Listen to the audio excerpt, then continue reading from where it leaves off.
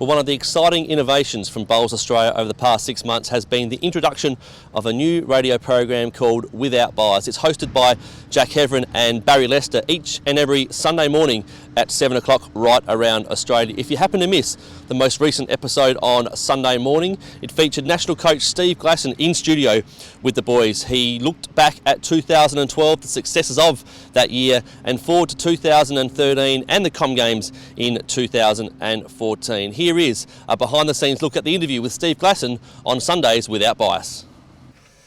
Hope that you're enjoying your Sunday morning, and nice to have you with us here on Without Bias. We have something very, very special for you now. Now, we speak to this gentleman every couple of weeks. Well, we certainly did over the course of 2012 and just checked in as things were really starting to ramp up towards the World Championships. But the national coach, Steve Glasson, is in town. He is in Melbourne over the course of this weekend. So on a Sunday morning, I don't know if this is work or play, but either way, we appreciate the fact that Glass could get up a little bit earlier, bring some coffees with us, and come and join us in the studio. Steve Glasson, nice to have you in with us. And my pleasure to even be at Sunday morning, guys. I'm delighted to be here. Thank you very much. Were you a little bit surprised as to how fresh Barrie is on a Sunday morning? Not really. No, I know his work ethic, particularly on weekends. So no, it's good to see him here, and he's alive and kicking, and it's all good. So he's with us. Well done, Baz. He is with us, and he's in good shape too, Baz. This is the time where I feel almost like I'm the third wheel, because he's the player, you're the coach, and he's obviously out to impress, but I can tell you, I can vouch for him. He's in good nick at the moment, Glass. Well, I think he's gearing up for this Aussie Open that's coming up, and I think the main focus is that. So he's in good paddock at the moment, been out to spell for a little while, and back ready to ramp it up as such. Yeah, he certainly is. Now, we need to talk. There's so much positive stuff to talk about. It's almost hard to know where to begin. So let's rewind back to last year, the World Championships. In your wildest of expectations, did you possibly think that we would go as well as what we possibly did? It's a dream, isn't it? I mean, it's always something you aspire to achieve those sort of results. We knew from the get-go we had a very good side. You know, it was a very competitive build-up just to even get to that stage of having the team in place. So, we're blessed with so many fantastic players throughout the country. But to go there and actually finish the event with 5 goals, it's tremendous. And I've now watched some sort of highlight packages, and it's great just to look back on it and see the emotion from the players. And is that the Fox Sports coverage you're talking about? Yes. Yeah. No, that's fantastic. So, but there's a couple of highlight packages that will be released in the not too distant future, and I've been privy to them, and it's great. You know, you see the emotion on the players and the genuine relief. I think that there's 2 years of a lot of hard work gone into it, and they've achieved, exactly what they've wanted to with gold medals. And to see the delight and relief on their face, it's quite a touching moment. Looking back now, I remember talking to you in the lead up. You was so much about how the preparation, you felt as if it was as good as it can possibly be. Do you just feel that you and the selectors and everyone involved at Bowls Australia just got that almost 100% right? Yeah, I think you can never rest on your laurels, so you always look at things where you can go better. There's stuff that we've got out of World Bowls that we've identified that we would like to look at in review. But generally, the overall result, we did work very tirelessly at it, and the players and all the staff, everyone got to be highly congratulated and commended for it. But ultimately, the result was fantastic. It's the best ever, I believe. But now we've got to sort of up the ante and look forward to not only sort of, I suppose, enjoying that and embracing it, but making the benchmark higher and ensuring that we go to Glasgow, which historically is a tough test for us, and performing extremely well up there. And Glass, you've been on both sides of the scales, mate. As a player, you've won a World Outdoor Singles Championship back in 2004. And then to be a coach and to see the preparations go into it all. And then, like you say, you speak about the emotion of the players, what they experience. How good is it to be a player that's been there and done it and put that experience into your players? I think I'm very privileged. I think I've had, in my career, I've had a bit of everything from the highs to the lows. And I think that ultimately holds me in good stead to be a coach, because you can actually say, well, I've been through that situation, or I know what it's like. I never thought in a million dreams that, I could top being the world singles champion. However, I think Adelaide really did. I really got a lot of enjoyment out of that.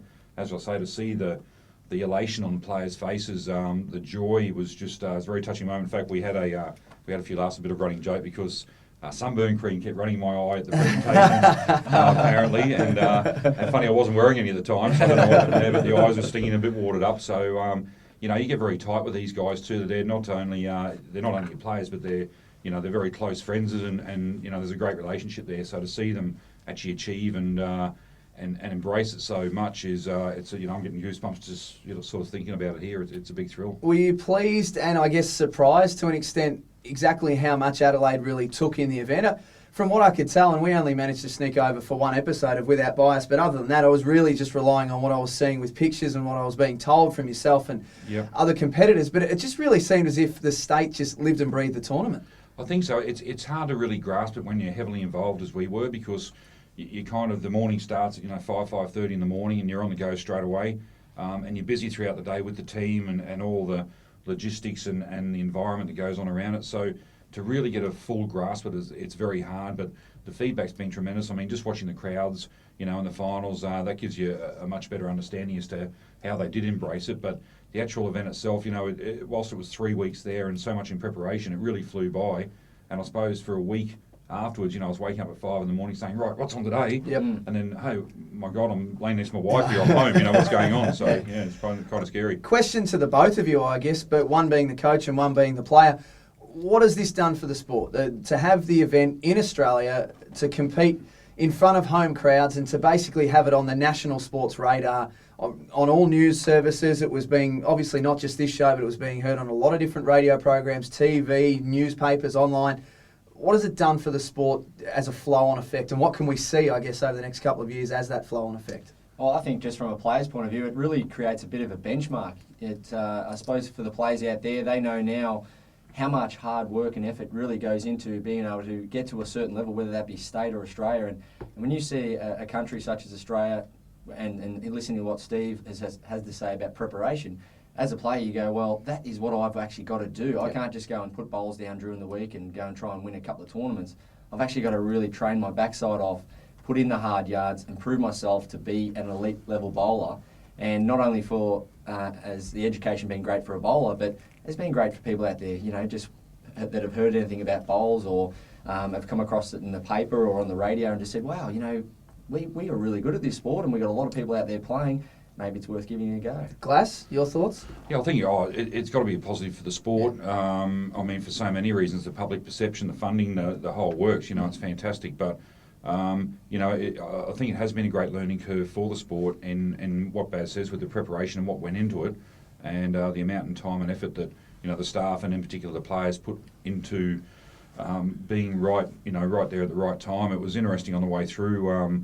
There were some critics early on saying, well, so and so and the team's not really playing that well, and we were sort of 4, 5, 6 months out, and it wasn't the time to worry then. And just the way people perceive it, it was just you've got to peak at the right times, and fortunately our players did it, and they've put the sport well and truly on the map, and let's hope we can just take advantage of that now and keep going. If you have just joined us here on Without Bias, National Coach Steve Glasson is our special guest in the studio. My name's Jack Heverin, and Barrie Lester is always with me. We're talking World Championships, and I guess we're still just basking in the afterglow of that success. But did we win? Well, yeah, I think we won everything, didn't we? Pretty much. But we finished that, and we're so happy with everything that's been achieved. And I guess we were shocked. Certainly shocked on this show within the next couple of weeks to find out that Leif Selby has stepped away from the sport again. This one, and we've had him on since, it does seem to be more of a permanent move. What was running through your mind when you received the news? I kind of thought it was coming. Leif and I, as you do with your players, you have a lot of conversation with them, some of them pretty heavy. It was always on the cards. He's already had one sabbatical, as we knew, and, he's got a young daughter he desperately wants to spend time with, and you've got to admire the guy for that. He's got priorities. So it didn't really come as a shock. I mean, he'll be missed, there's no doubt about that. He's been a great representative for us, a great ambassador, and a wonderful performer for Australia. But life goes on, and we've got to look beyond Leif Selby. And unfortunately, we've got some great players, in the midst that can step up and take over that role. And I say again, he will be missed. But with this great wealth of talent that we've got, we'll be looking to stay just as strong as ever and move forward. And it goes without saying, we wish Leif every success, and whatever he puts his hand to. It was great to see him come back. There were a number of phone calls and discussions and things like that with him. And I was pleasantly surprised when he did come back. But look, the writing was always on the wall, and what a great way to go out. I mean, he's world singles champion, and deservedly so. So I congratulate him and wish him, every success. Glass, it's great to have you in here. We just need to cover a little bit more. So if you could be so kind and stick around after the break, we'll continue this conversation. Steve Glasson, the national coach, is our special guest in the studio here on Without Bias. Yeah, great to have you with us on this Sunday morning, right around Australia for Without Bias. Barrie Lester and Jack Heverin with you, and we are just being joined, if you have just joined us for the first time, in the studio by Steve Glasson, the national coach and one of the legends of the sport. Glass, before the break we were talking about the men's side of things. The women's side of things is something I want to ask you about. I just feel as if the women's team, they're building a dynasty basically. So many strong competitors. Karen Murphy is almost unbeatable on any surface, indoor, outdoor, whatever. I think we forget how good Lindsay Armitage is sometimes because of Karen's success. And then these young girls that are coming through, your Beck Quayles, your Tash Van Eldiks, Kelsey Cottrells, there's a long-term sustained period of success that looks like it's on the horizon.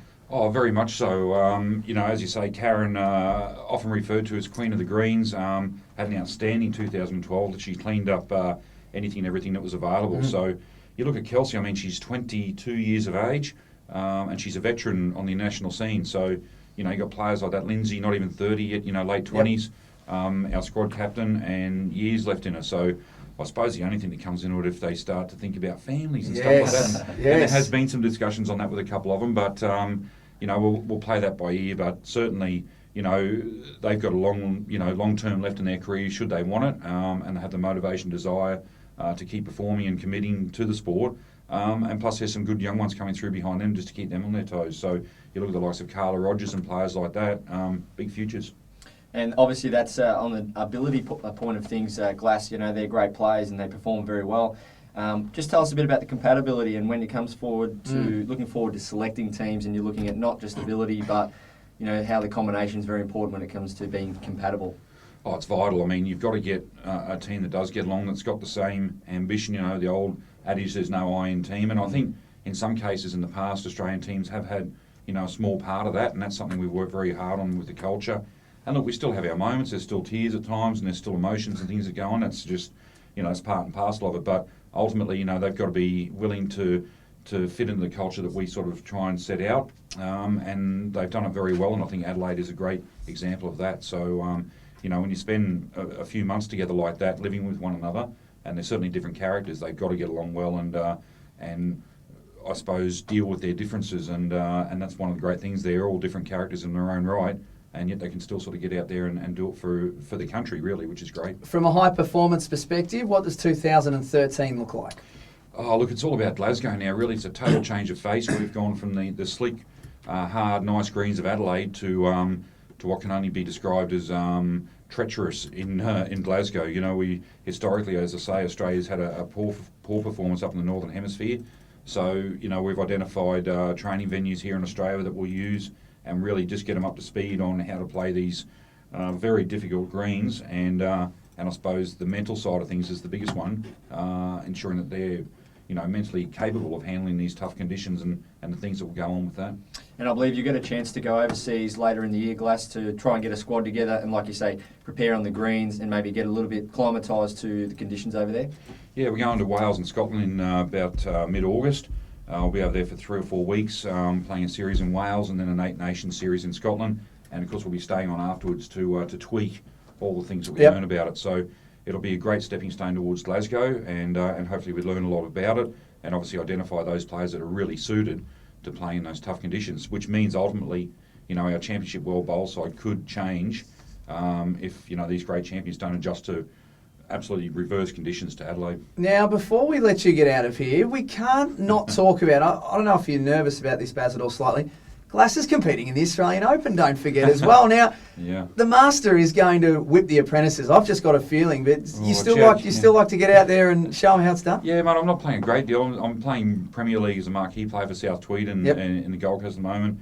Still play some of the major events like Golden Nuggets and stuff like that. So I think just to be involved in the Australian Open is going to be a big thrill. I've got some fairly fantastic teammates with me. I've got young. Give them a rap. Go on. Oh, absolutely. In the triples, we've got Peter Hanlon and Neil Dalrymple, 2 names synonymous with bowls. I don't know if it's synonymous for their playing capabilities, but I reckon I'd beat Neil, to be honest. Do you? Yeah. I'll be sure to let him know that. I'm calling him out. Yeah. Look, the boys were out there doing a bit of training yesterday, having a practice, so that was good to see. And look, we're the Smokies of the event, so we'll see what happens there.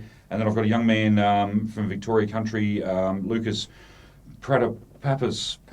So I always bugger that one up. But really nice young guy in the pairs. And then I'll be fortunate enough to sneak a run in the singles. So I look forward to that, and who knows what will happen. I'm not too concerned about results, but if I do come up against the likes of Baz, well, there's got to be some sort of bribery or something. Absolutely. I think respect for their elders, or if he does want to run on the side, You've got then something he wants, exactly. There's a deal to be done for sure. Definitely. A little birdie tells me that all the Channel 9, Channel 10, everyone, all the radio, they're all parked out at Darabin right now, waiting for Glass to go and train for the next few hours. So that's why Glass is actually down here at the moment. I see. Sneaking out to Darabin, he's got a few hours training up his sleeve. Is this where we see the choppers just flying overhead, exactly, for a glimpse of the great man in action? Yeah, I can't see that happening, boys. If you're listening to us and you're in the Darabin area, metropolitan Melbourne, and you're wondering why there's news choppers flying around, well, now you know. So we're giving you the exclusive here on Without Bias. Glass, thanks so much for coming in the studio. You're always so grateful and so generous with your time, but great to have you in talking to us. Don't be a stranger to the show by all means. If you're in town,